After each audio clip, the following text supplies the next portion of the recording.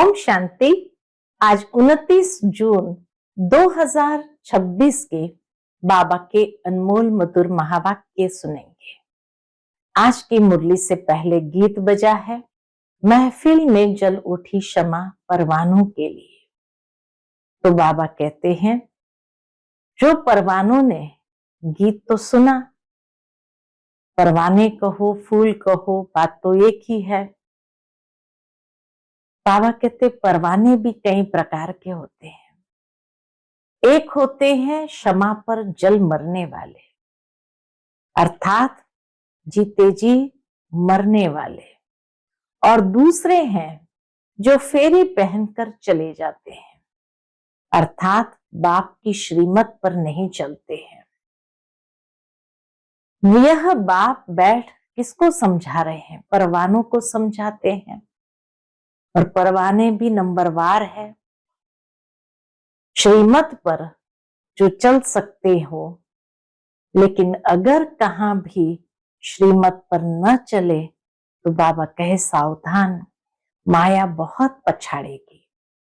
श्रीमत का भक्ति मार्ग में भी बहुत गायन है, श्रीमत भगवत गीता कहा जाता है, और उसकी भी पूजा करते हैं लोग। इसलिए जितना बाप की मत पर चलेंगे श्रेष्ठ बनेंगे। बाप सन्मुख बैठ बच्चों को समझाते हैं, क्या श्रीमत देते हैं? बच्चे देह अभिमान को छोड़ देही अभिमानी बनो और निरंतर याद करो। एक दूसरे को देखो तो देही स्वरूप में देखो, ये भी आत्मा है, तो आत्मा समझकर आत्मा से बात करो। तो बाबा कहे खुशबू आती रहेगी, बदबू नहीं आएगी। देह अभिमान की बदबू जब आती है तो वो ऊपर से नीचे की ओर गिराती है। इसलिए बाबा कहे तुम बच्चों को सच्चे सच्चे परवाने बनना है, फेरी पहनने वाले नहीं। दूसरा बाबा कहे तुम ही सच्चे सच्चे फूल हो, खुशबूदार फूल हो। देखना है अपने में कहां तक हमारे में खुशबू है। ज्ञान का सागर बाप है, उनकी कितनी खुशबू है। तो जो अच्छे फूल व परवाने हैं उनकी जरूर अच्छी खुशबू आएगी, वो सदैव खुश रहेंगे। निशानी है उनकी अच्छे फूलों की, सदा खुश रहेंगे और औरों को भी आप समान फूल बनाएंगे या परवाने बनाएंगे। फूल नहीं तो कली तो बनाओ। बाबा कहे पूरे परवाने वह जो जीते जी मरते हैं, बलि चढ़ते हैं, अर्थात ईश्वरीय औलाद बनते हैं। तो सुनते हैं आज के बाबा के अनमोल मधुर महावाक्य। ओम शांति। मीठे बच्चे, अपने को आत्मा समझ आत्मा से बात करो तो फूल में खुशबू आती जाएगी, देह अभिमान की बदबू निकल जाएगी। आज की मुरली से प्रश्न है, अपनी खुशबू चारों ओर फैलाने वाले सच्चे फूल व परवाने कौन है? उत्तर है, सच्चे फूल वह जो अनेकों को आप समान खुशबूदार फूल बनाए, श्रीमत पर चल क्षमा पर जल मरने वाले, अर्थात पूरा पूरा बलिहार जाने वाले, जीते जी मरने वाले सच्चे परवानों की व ऐसे फूलों की खुशबू स्वतः ही चारों ओर फैलती है। आज की मुरली से पहले गीत बजा है, महफिल में जल उठी शमा परवानों के लिए। ओम शांति। जैसे परवानों ने गीत सुना, परवाने कहो व फूल कहो बात एक ही है। बच्चे समझते हैं हम सचमुच परवाने बने हैं या सिर्फ फेरी पहनकर चले जाते हैं।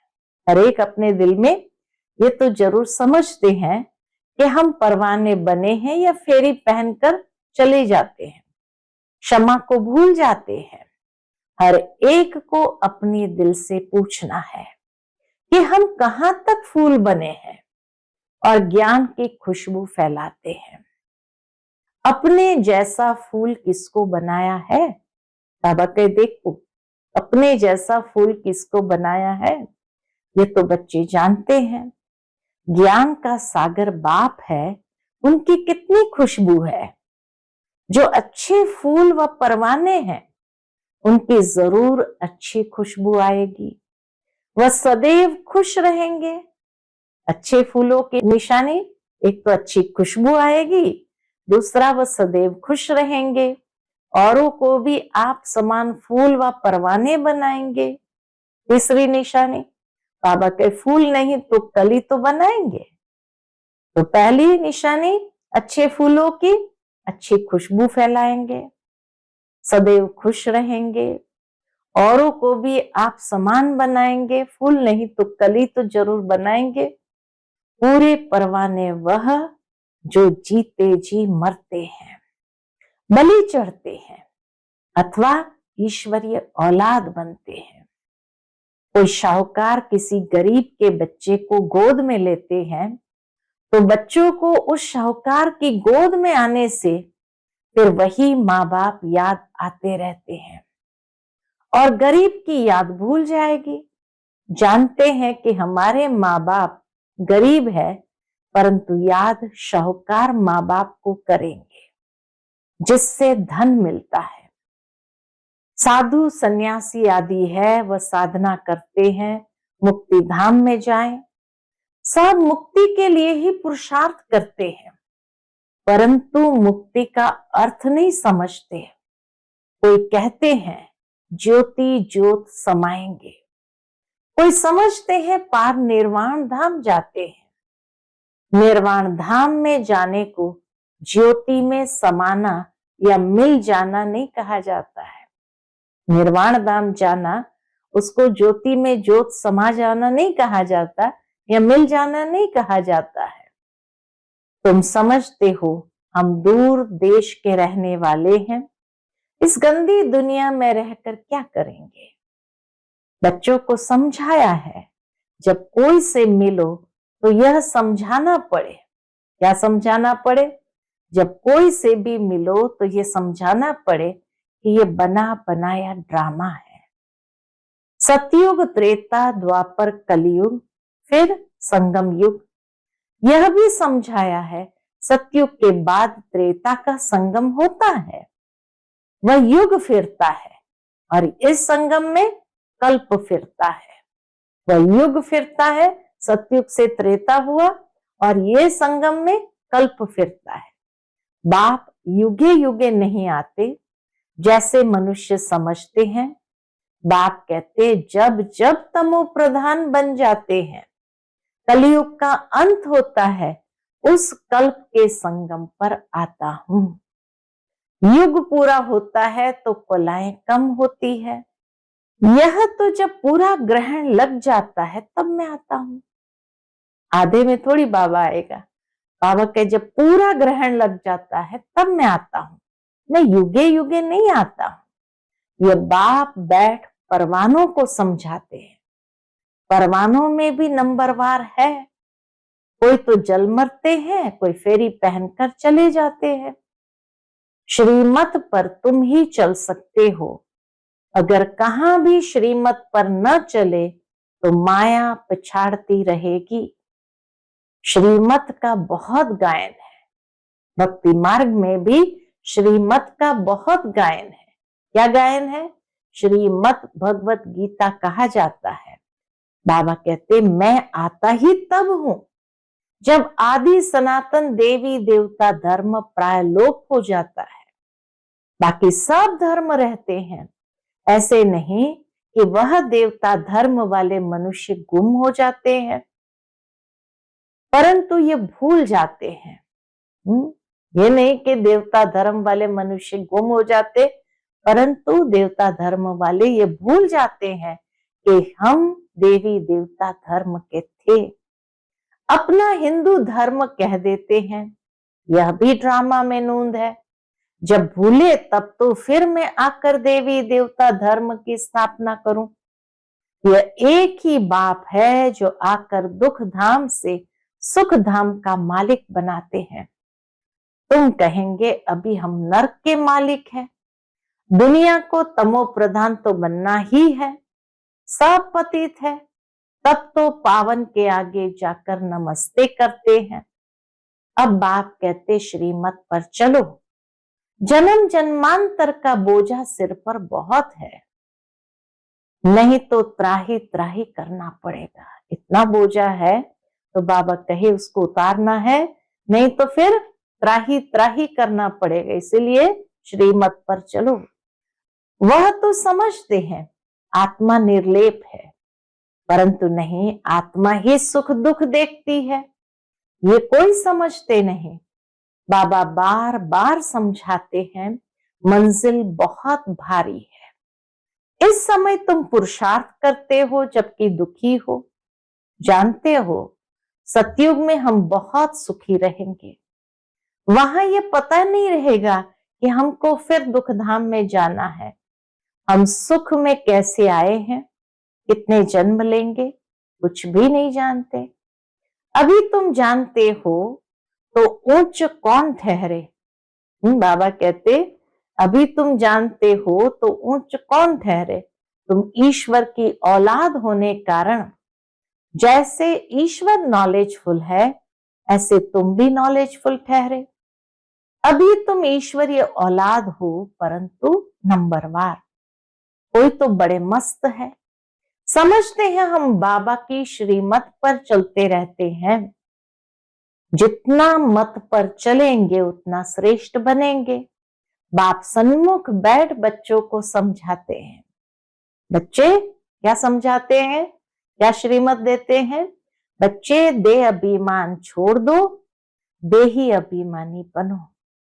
निरंतर याद करो बाप तो सदैव है ही सुखदाता। ऐसे नहीं कि दुख भी बाप ही देते हैं। बाप कभी बच्चों को दुख नहीं देंगे। हाँ, बाबा कभी बच्चों को दुख नहीं देंगे। बच्चे अपनी उल्टी चलन से दुख पाते हैं। कर्म की गुह्य गति बाबा समझाते, भगवान दुख नहीं देते हैं, लेकिन मनुष्य अपनी उल्टी चलन से दुख पाते हैं। बाप दुख नहीं दे सकते, कायदा ही नहीं है। कहते हैं हे भगवान बच्चा दो तो कुल वृद्धि को पाएगा। बच्चे को बहुत प्यार करते हैं, बाकी दुख अपने कर्मों का ही पाते हैं। हरेक आत्मा अपने कर्मों का ही दुख पाते हैं। अब बाप तुम बच्चों को बहुत सुखी बनाते हैं, कहते श्रीमत पर चलो। आसुरी मत पर चलने से तुम दुख पाते हो। बच्चे बाप अथवा टीचर अथवा बड़ों की आज्ञा न मानने से दुखी होते हैं।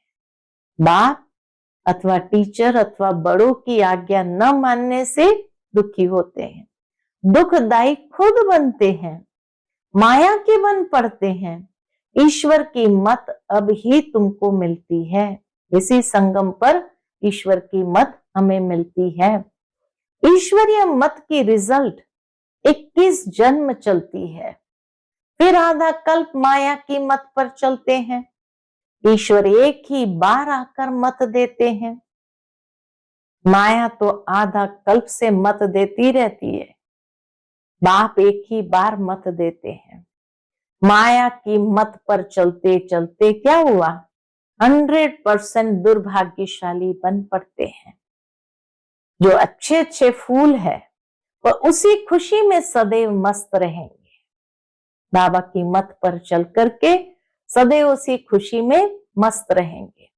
नंबरवार है ना, परवाने कोई तो बाप के बने, श्रीमत पर चल पड़ते हैं।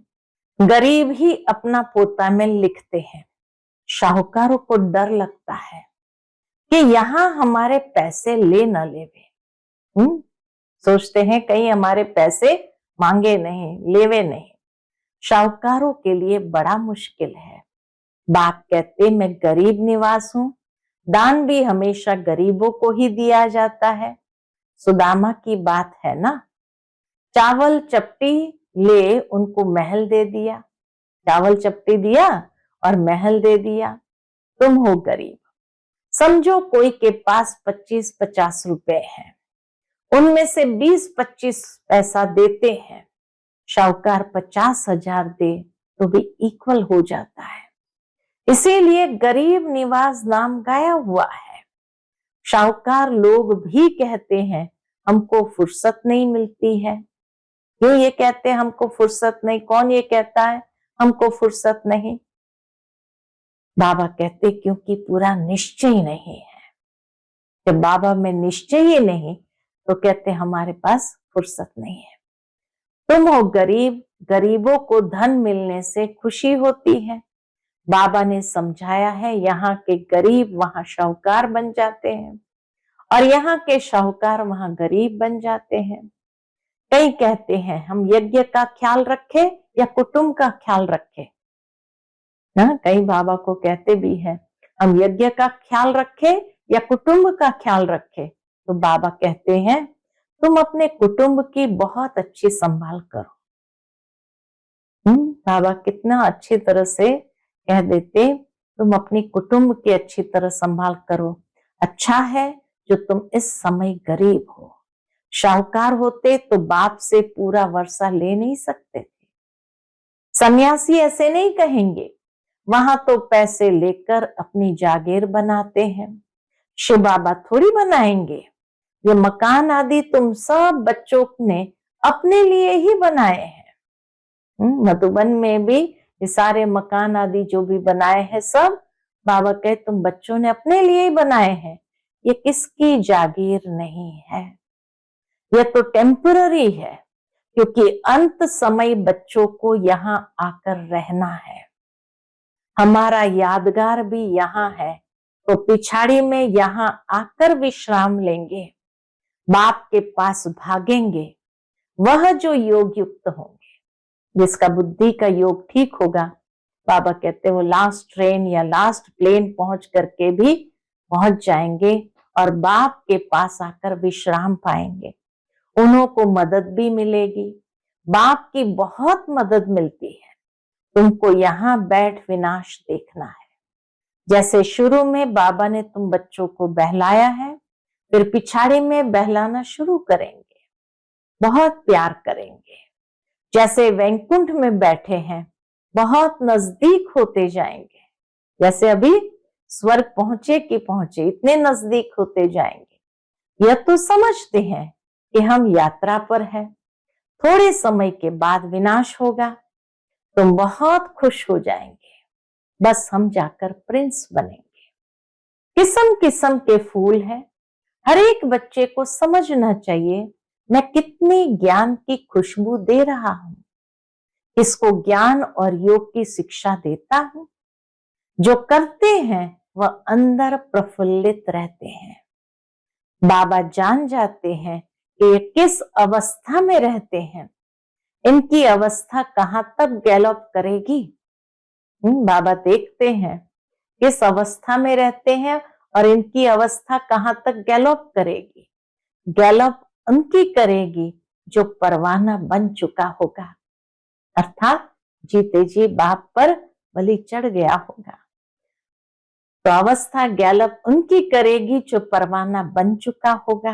बाप समझाते हैं माया के तूफान तो बहुत आएंगे, उनसे अपने को बचाना है। अभी ये राजयोग परम पिता परमात्मा आकर सिखलाते हैं, परमात्मा आकर आत्माओं को समझाते हैं। आत्मा को ज्ञान है, मैं आत्मा अपने इस ब्रदर आत्मा को समझाती हूं।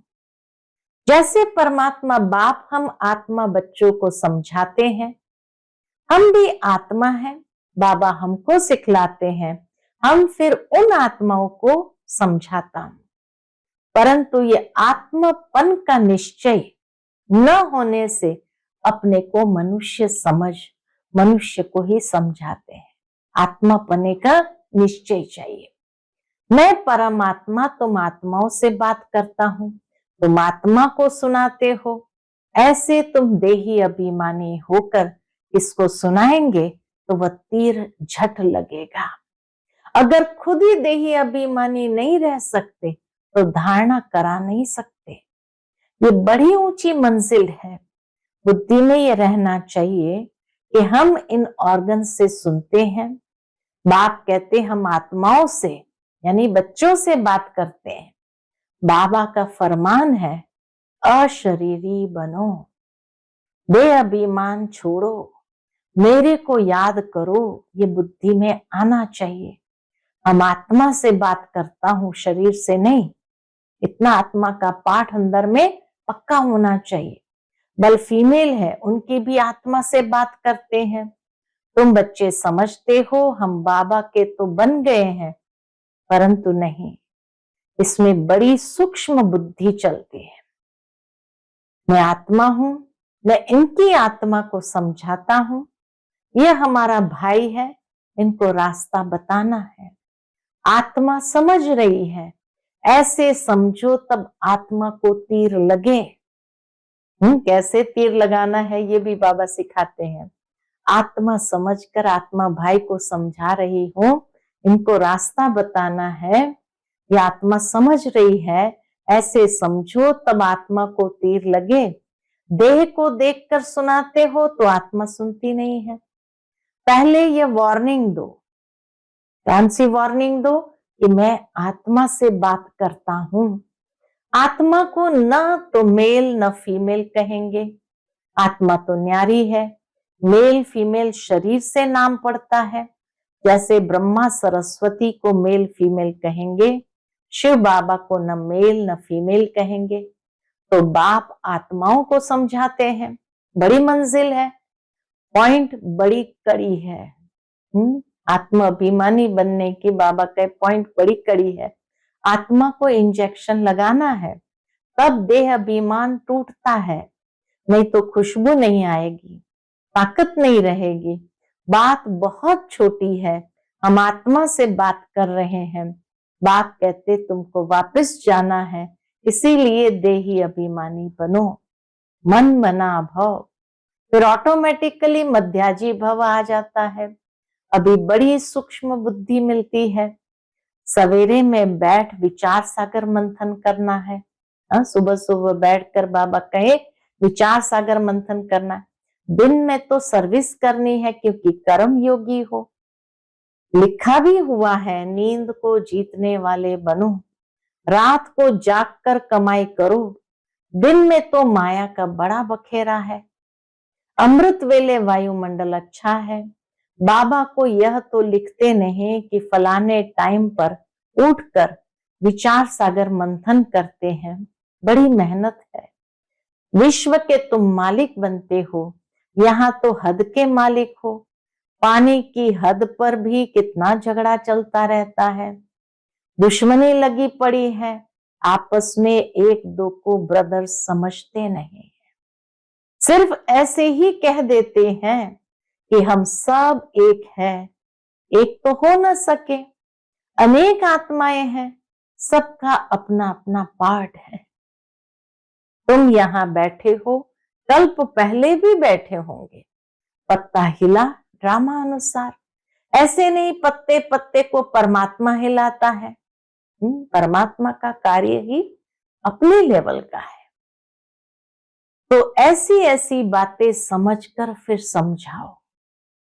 हर एक समझ सकते हैं कि हम परवाने बने हैं या नहीं। हम बाबा की मत पर चलते रहते हैं, फालतू बातें तो नहीं करते हैं। कहां अपना पैसा पाप के तरफ तो नहीं लगा रहे हैं। देखना है, सावधान होना है। अच्छा, मीठे मीठे सिकिलते बच्चों प्रति माता पिता बाप दादा का याद प्यार और गुड मॉर्निंग। रूहानी बाप की रूहानी बच्चों को नमस्ते। हम सब रूहानी बच्चों की रूहानी माता पिता बाप दादा को याद प्यार, गुड मॉर्निंग और नमस्ते नमस्ते। शुक्रिया बाबा, शुक्रिया। आज की मुरली से धारणा के लिए मुख्य सार है।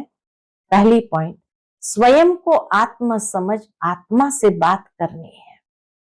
देही अभिमानी बनकर सुनने सुनाने से धारणा अच्छी होगी। दूसरी पॉइंट, नींद को जीतने वाला बनना है, रात को जागकर कमाई करनी है, विचार सागर मंथन करना है, किसी भी फालतू बातों में अपना समय नहीं गंवाना है। आज का बाप दादा का मधुर वरदान हम बच्चों के प्रति है, तपस्या द्वारा अपने विकर्मों व तमोगुण के संस्कारों को भस्म करने वाले तपस्वी मूर्त भव। तपस्या द्वारा अपने विकर्मों व तमोगुण के संस्कारों को भस्म करने वाले तपस्वी मूर्त भव। जैसे अभी ईश्वरीय पालना का कर्तव्य चल रहा है, ऐसे लास्ट में तपस्या द्वारा अपने विकर्मों और हर आत्मा के तमोगुणी संस्कार व प्रकृति के तमोगुण को भस्म करने का कर्तव्य चलना है।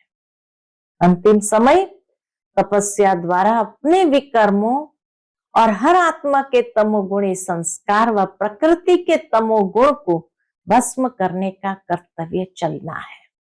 इसके लिए सदा एक स्थिति के आसन पर स्थित हो अपनी तपस्वी रूप को प्रत्यक्ष करो। अब आपकी हर कर्मेंद्रिय से देह अभिमान का त्याग और आत्म अभिमानी बनने की तपस्या प्रत्यक्ष रूप में दिखाई दे। आज का स्लोगन है, संस्कारों की टक्कर से बचने के लिए बालक और मालिकपन का बैलेंस रखो। संस्कारों की टक्कर से बचने के लिए बालक और मालिकपन का बैलेंस रखो। जहां बालक बनना है बालक बन जाओ, मालिक बनकर के कोई राय देनी है तो मालिक बनकर राय दो। तो ये बैलेंस जरूरी है। आज का व्यक्त इशारा है, सदा हर्षित रहने के लिए अपनी नेचर को सरल बनाओ, सहनशील बनो। उसके अंतर्गत बाबा कहते हैं, बाप को भोलानाथ कहते हैं, लेकिन ऐसा भोला नहीं है जो सामना न कर सके। भोलानाथ के साथ साथ ऑलमाइटी अथॉरिटी भी है। आप भी अपने शक्ति स्वरूप को भूल सिर्फ भोले नहीं बनना है, नहीं तो माया का गोला लग जाएगा। ऐसा शक्ति स्वरूप बनो जो माया सामना करने के पहले ही नमस्कार कर ले। बहुत सावधान, खबरदार, होशियार रहना। बहुत सावधान, खबरदार, होशियार रहना। अच्छा, ओम शांति।